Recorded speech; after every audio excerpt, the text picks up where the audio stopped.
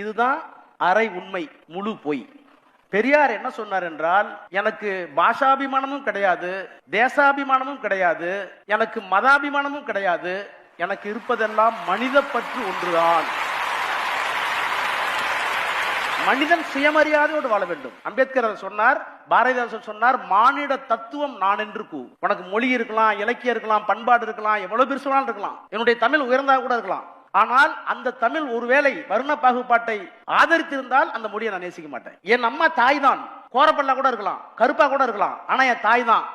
ஆனால் நமக்கு இருக்கிற பெருமை, நம்முடைய தாய் தமிழ் அழகாகவும் இருக்கிறான், அவ்வளவுதான். எனவே மொழி பற்று என்பது இருக்கணும், உன் மொழி சரியா இருந்தா. நாட்டுப்பற்று இருக்கணும், உன் நாடு சரியா இருந்தா உனக்கு இருக்கணும். மதப்பற்று இருக்கணும், உன் மதம் சரியா இருந்தா இருக்கணும். இந்த மூணுமே சரியில்லைன்னு ஒரு முடிவுக்கு வந்துட்டா மனித பற்று மட்டும் தான் எனக்கு வேணும். அப்ப பெரியாரை மனித பற்று என்பதை தவிர்த்து விட்டு அவருக்கு நாட்டுப்பற்று கிடையாது, மொழி பற்று கிடையாது, மதப்பற்று கிடையாது, சாதி பற்று கிடையாது, அப்புறம் பற்று இல்லாம இப்படி ஒரு மனுஷன் இருக்கலாம் அப்படின்னு சொல்றது இருக்குல்ல, அதுதான் அரை உண்மைகளும் முழு பொய்களும். இப்படித்தான் திராவிட இயக்கத்தின் மேல அவதூறுகள் தொடர்ந்து கொண்டே இருக்கின்றன. நான் அதிகம் பேசிட்டா உங்களால் கேள்வி கேட்க முடியாது, பதில் கொடுக்க முடியாது. உங்களுடைய வாய்ப்பை நான் தடுக்க கூடாது.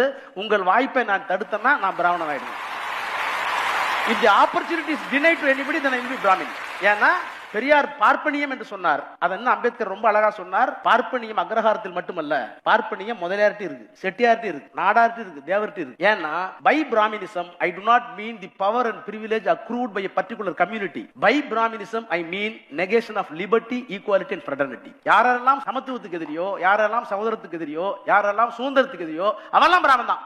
அப்ப பிராமணியம் என்பது சமத்துவத்திற்கு, சகோதரத்துவத்திற்கு, சுதந்திரத்திற்கு எதிரியாக இருக்குமானால் அதுதான் பிராமணியம். அந்த விதத்தில் நான் பிராமணியத்தை கடைபிடிக்க விரும்பவில்லை. உங்களுடைய வாய்ப்பை மறுக்க விரும்பவில்லை. கேள்வி கேளுங்கள், பதில் வரட்டும். இடையில வேண்டுமானால் நான் வருகிறேன்.